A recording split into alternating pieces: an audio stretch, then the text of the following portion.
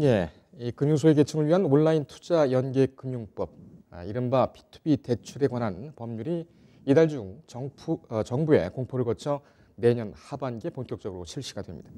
하지만 대출 자체가 부동산 중심으로 이루어지기 때문에 연체율 상승 등 부작용이 우려가 되고 있습니다.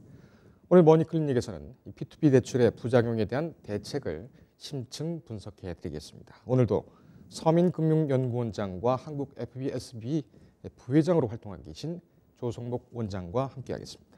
어서 오십시오. 안녕하십니까? 네. 지금 방송에 들어오기 전에 수능 얘기를 좀 저희가 가끔 잠깐 했는데요. 글쎄요, 학생들에게는 일단은 좋을지는 모르겠습니다만 수험생을 둔 부모님 입장에서는 상당히 좀 마음이 졸여지겠습니다. 제가 알기로는 원장님 자녀분들은 다 장성하셔서 사회로 이제 진출한 걸로 이렇게 알고 있는데 직장 생활을 하시다 보면은 특히 수능 다음 날 수험생을 자녀로 둔 그 상사 눈치 보기가 참 힘들죠. 어떠셨습니까? 그렇죠. 상대방이 이제 어떤 입장에 처해 있는지 모르기 때문에 예. 눈치 보고 표정 보면서 감을 잡아야 되겠죠. 예. 특히 이제 아무리 뭐랄까요, 멘탈, 소위 말하는 멘탈이 강하더라도 이 자녀 문제에 대해서는 상당히 흔들리는 그런 모습들을 좀 많이 봅니다. 좀 다들 붙어서 다 잘 됐으면 좋겠는데 그런 것은 좀 천진난만한 바람일까요? 글쎄요, 저는 길다면 한 중학교부터 해서 그죠? 한 6년에 걸쳐 공부한 거를 하루에 이렇게 평가를 받는다는 게 예. 상당히 본의 컨디션에 따라도 좌우될 수 있지 않습니까? 예. 그래서 저희들도 애들이 전부 다 재수까지 했지만 재수는 필수라고 하지 않습니까? 그러니까 예. 마음의 여유를 가지고 그죠? 한번 해서 안 되면 다음에 더 한다는 자세를 가지고 예. 최선을 다하는 게 좋을 것 같아요. 시험을 한 두세 번 보면 어떨까요? 두세 그냥 번을 거쳐서요? 너무 많이 사회적 비용이 들까요? 사법 시험, 과거 같은 사법 시험도 그렇고 변호사 시험이라든지 다른 시험 같은 경우에는 1차, 2차 이렇게 해서 나눠서 보기는 하는데 시험 내는 거라든지 아니면 또 시험지 이송, 보안 문제, 사회적 비용 문제가 또 많이 소요가 되겠죠. 수험생 입장에서는 하루에 모든 게 그동안 농사진 거를 하루에 다 거둬야 되는 입장이기 예. 때문에 그죠? 부담이 많이 될 것 같아요. 예. 지금 밖에 날씨도 좀 좋지가 않고 오늘 오후부터 밤까지는 비가 오고 내일은 또 춥다 이런 예보가 들어와 있습니다. 수험생 여러분 그리고 수험생 여러분의 부모 여러분, 끝까지 파이팅 하시기 바랍니다. 자, P2P 얘기를 좀 해보죠. 이것과 관련해서는 지난번에 저희가 앞서서도 머니클리닉 시간에 이 P2P 대출과 관련해서 자세하게 설명을 드린 바가 있습니다. 시간이 좀 지났는데 이 P2P 금융이라는 게 어떤 겁니까? 그렇습니다. 영어로 하면 이제 피어 투 피어라고 하는데 사실은 우리가 이제 돈이 필요하면 은행에 대출 받으러 가지 않습니까? 예.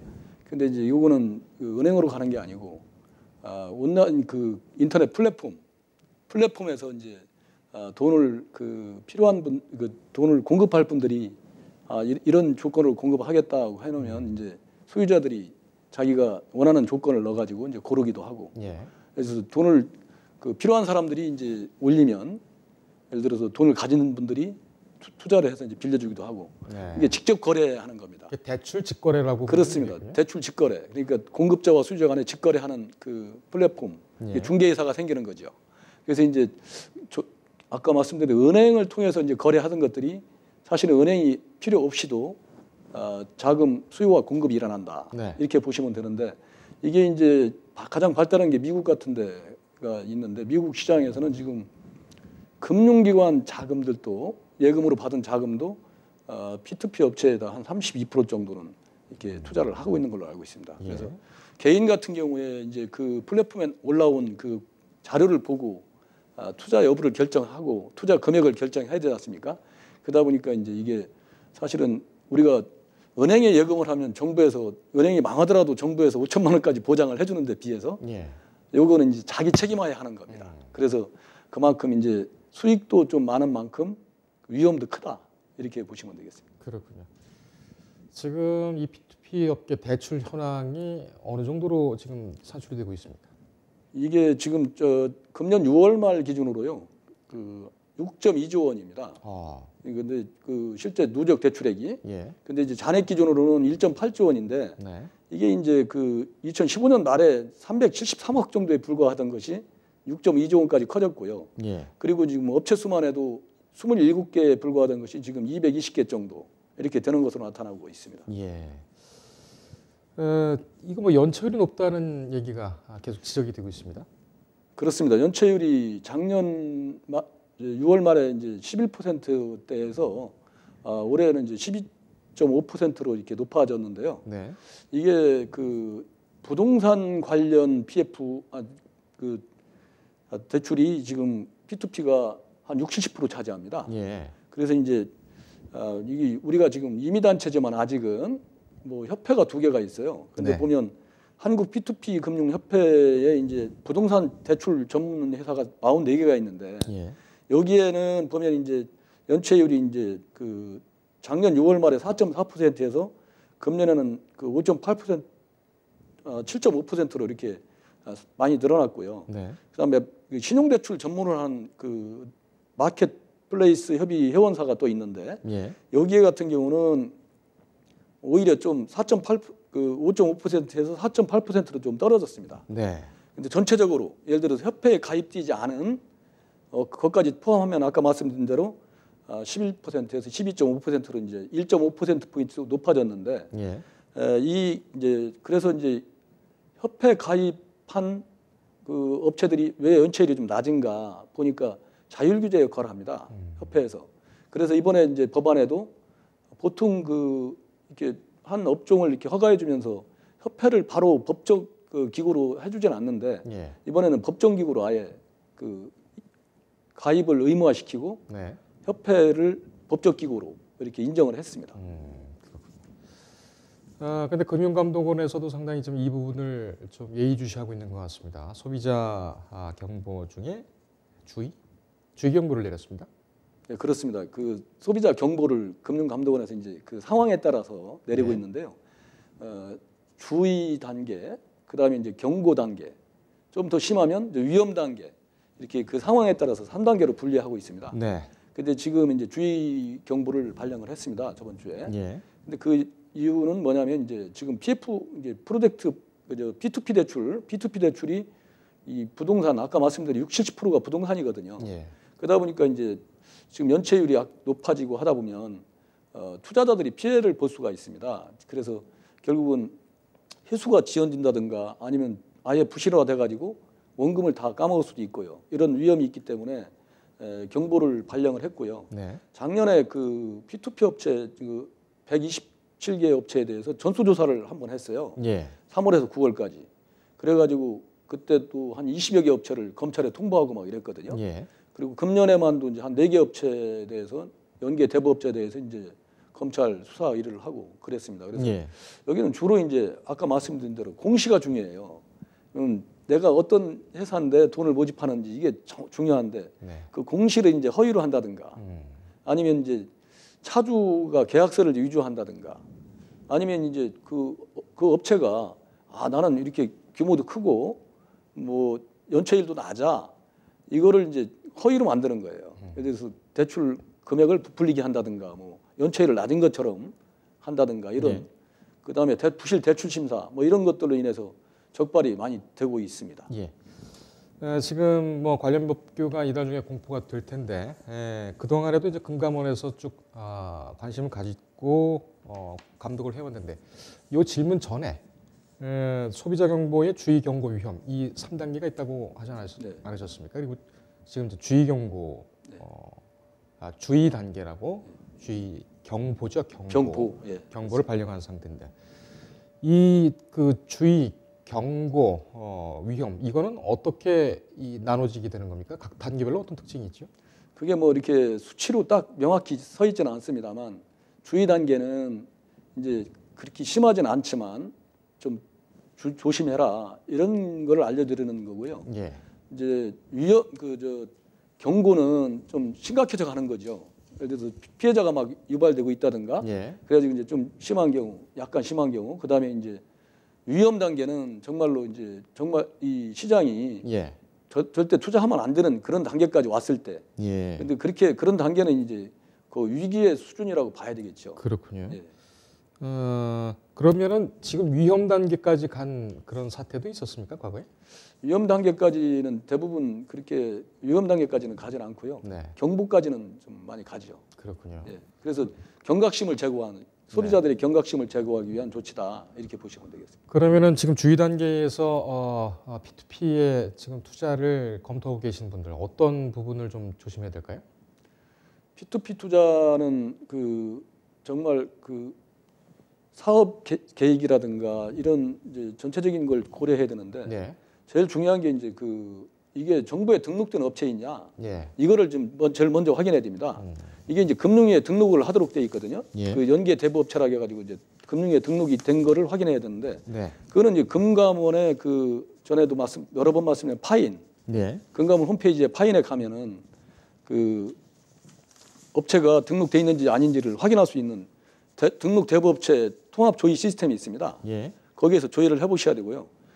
그리고 이제 선택 단계에서 또 하나가 이제 과도한 투자 이벤트 실시하는 업체는 조심을 해야 됩니다. 예. 예를 들어서 수익 예상이 뭐 20%다, 뭐 30%다 이런 식으로 막 이렇게 예상이라고는 하지만 정말 허위의 어떤 상식적으로 믿을 수 없는 수익을 예상하는 이런 업체, 이런 이벤트 하는 거 조심해야 되고 세 번째는 이제 이게 가장 중요한 게 고객 예치금 분류 보관 시스템을 도입돼 있는지 봐야 돼요. 예. 이 투자자 보호 차원에서요.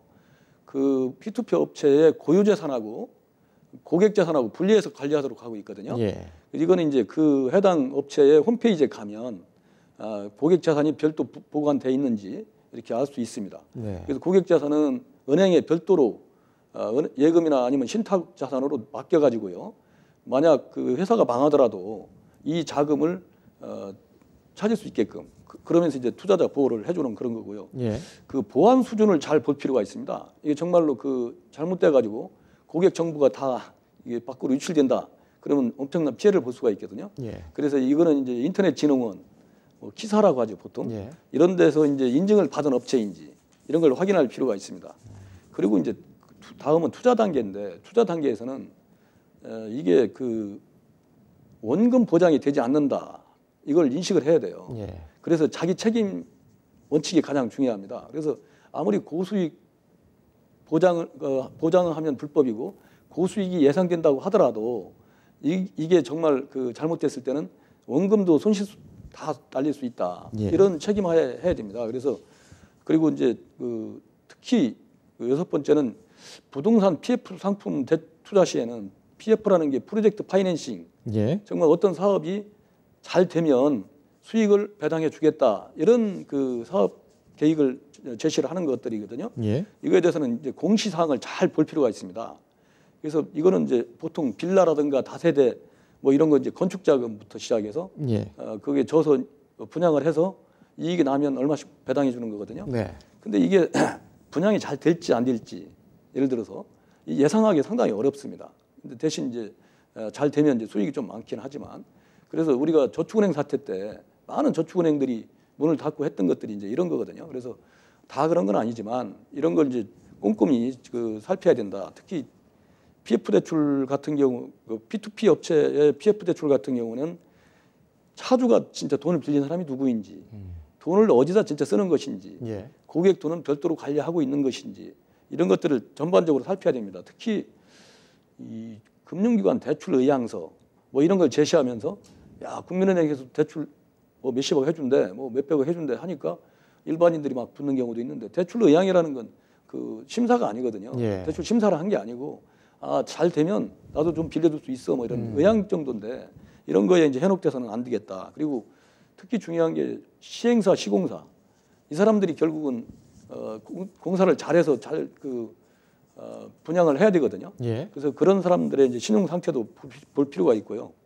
그리고 이제 어떤 경우에는 그 만기 연장이나 재대출 방식이 아닌데 그 방식으로 이제 투자 상품인지 확인할 필요가 있습니다. 보통 보면은 모집을 했어요. 신규 대출로. 근데 안 되니까 결국은 신규로 계속 신규라고 표시해놓고 계속 연장을 해서 계속 모아요. 그러면 이제 결국은 소비자들이 모이지 않았다는 얘기는 그 사업 그 가능성이 성공 가능성이 낮다는 얘기거든요. 예. 이걸 이제 포장하기 위해서 이제 신규 사업처럼 포장하는 경우가 있는데 이런 건 조심해야 되고요. 예. 그리고 이제 P2P 대출 그 투자를 했다 하고 나면 이 진짜 사업이 제대로 되고 있는지 예. 잘 모니터링을 할 필요가 있습니다. 그래서 이제 이 업체에서 공시한 대로 사업이 진행되고 있는지 필요한 경우에는 현장 방문도 해서 예. 이렇게 확인할 필요가 있겠습니다. 그렇군요. 지금 보면은 이런 생각이 좀 듭니다. 이건 약간 좀 정책적인 부분이고 의문점인데 최근 들어서는 그 금융 피해 사고라든지 투자 피해 이런 사고가 있을 때에 투자자에게 책임을 묻는 그런 뭐랄까요, 기조랄까요, 방향 네. 그런 것이 좀 강한 것 같습니다.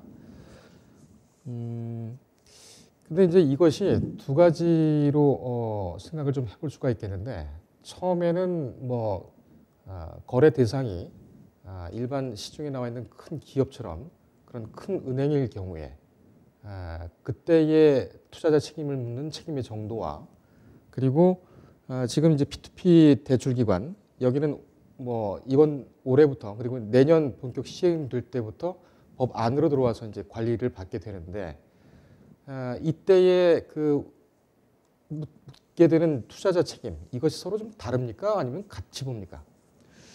그게 뭐 그 큰 차이는 없죠. 없는데 이제 공신력 있는 큰 기관에서는 예. 아무래도 이제 투자자 피해를 입힐 가능성이 적은 거고요. 예. 아까 말씀하신 지금 이제 새로 신생드는 특히 법률이 새로 생겨서 우후죽순처럼 막 그 등록하고 이제 하는 업체들의 경우에는 이 법을 또 교묘하게 이용하는 업체들이 많거든요. 예. 예를 들어서 뭐 원금 보장을 하면 안 되는데 원금 보장을 한다고 막 광고를 한다든가 이렇게 하면서 현혹시키는 경우가 많거든요. 그런데 법원에서 판례는 우리가 뭐 키코 사태도 마찬가지로 지금 이제 투자자의 책임을 묻는 그쪽으로 가고 있거든요. 예. 판결이. 그리고 뭐 다른 것들도 마찬가지입니다만 장기적으로 보면 이 소비자들 교육, 뭐 상담 그 전문가를 통한 상담 이런 기능을 강화시켜가지고 예. 그 소비자들의 그 의식을 바꿔주고 그 교육 수준을 높여주고 하는데 주력을 해야 되지 않을까 이렇게 예. 생각합니다. 그리고 우리도 뭐 마찬가지로 작년에 20개 업체, 올해도 한 4개 업체를 검찰에 수사 의뢰하고 했지만 예. 잘못하는 법을 위반하는 업체에서는 엄정히 대응을 해주고요. 그래서 이 좋은 업종이 그 P2P라는 그 이 좋은 그 새로운 금융 업종이 하나 출발한 만큼 여기를 이용하는 그 진짜 그 편법으로 내지는 탈법으로 예. 영업하는 업체들이 없어지고 소비자 교육도 교육 수준이 높아져야 이 산업이 잘 발전할 수 있겠다 이렇게 생각을 합니다. 예. 투자자 책임과 관련해서 한 가지 좀 더 궁금한 것이 투자자가 나름대로 리스크를 피하기 위해서 스스로 이제 노력을 했다 하는 정도 그 부분을 입증하기가 참 힘든데 아까도 말씀하셨습니다만은 그 특히 이제 P2P 업체 같은 것이 등록된 업체냐 그리고 사업성이 어떻게 되느냐 이거 잘 모르는 경우가 많거든요. 그러면은 이 투자자들을 좀 도와줄 수 있는 그런 제도적인 어떤 그런 뒷받침도 돼야 되지 않을까요? 맞습니다. 전에도 한 번 말씀드렸지만 지금 국회에서 잠자고 있는 금융소비자보호법 예. 이게 통과가 되게 되면 예. 그 입증 책임을 나는 그 불완전하게 설명하지 않았고 완전하게 내가 모든 걸 다 이분한테 설명했다는 입증을 누가 해야 되냐면 그 금융회사가 해야 됩니다. 예. 지금 여기 같은 경우는 이제 P2P 업체가 해야 되죠. 네. 그 법이 빨리 통과돼서 제도적으로 불완전 판매를 안 하고 나는 완전하게 다 설명을 했다는 걸 입증을 금융회사에서 아니면 이 P2P 업체에서 뭐 대부 업체가 할 수 있도록 만들어주는 게 제도적인 뒷받침이라고 보여집니다. 지금 P2P에 대한 그 투자, 소비자 경보, 주의 단계죠. 네. 주의 단계인데 이런 단계에서 조언을 해줄 만한 그런 전문가 집단이 있습니까? 지금 이거를 위한 전문가는 아니고요. 우리가 이제 제가 지금 종사하고 있는 한국 FPSB에서 이제 양성하고 있는 그 재무 설계사 예. 이런 분들이 이제 그 상품에 대해서 이제 소개도 해주고 이 분석을 해가지고 네. 자문도 해주고 이렇게 하는데 그게 이제 그 소비자 보호법이 이제 통과가 되면 금융 소비자 보호법이 통과가 되면 그 상품 자문업이 별도로 생깁니다. 예. 그래서 그 자문을 일정한 이제 피를 받고 할 수 있는 그런 업종이 이제 태어나게 되거든요. 예. 그래서 이 법이 빨리 생겨야 되고 현재로는 없습니다. 예, 그렇군요. 법에 공백이 있는 것으로 또 보이네요. 빨리 좀 메워줘야 되겠습니다. 오늘은 여기까지 하겠습니다. 네. 예, 감사합니다. 인터넷에 떠돌아다니는 수많은 뉴스 기사. 아직도 포털에서 일일이 검색하세요? 이제 뉴스통에서 터치 한 번으로 손쉽게 확인하세요. 최근 내가 구독한 기사를 분석해 오늘의 기사를 추천하는 개인 맞춤형 AI 뉴스. 나만의 공간인 뉴스북에서 콘텐츠를 편집하고 이용자와도 활발한 소통이 가능합니다. 사진과 영상 자유롭게 이동하고 언론사 기자들이 실시간으로 업로드하는 동영상도 확인해보세요. 더욱 풍성하고 새로워진 뉴스통. 지금 바로 만나보세요.